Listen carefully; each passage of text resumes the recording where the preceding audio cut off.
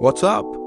In this video, I show you how to train free kicks, penalties, and do much more commands without spending any Robux. Let's start.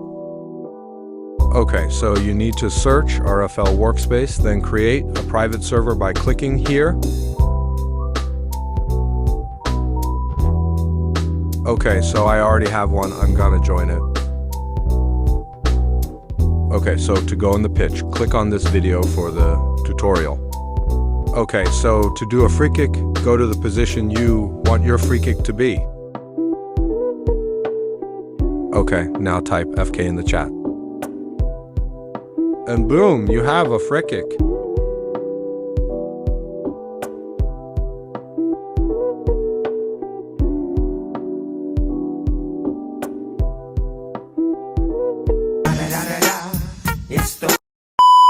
Okay, so now the penalty, just say PK in chat.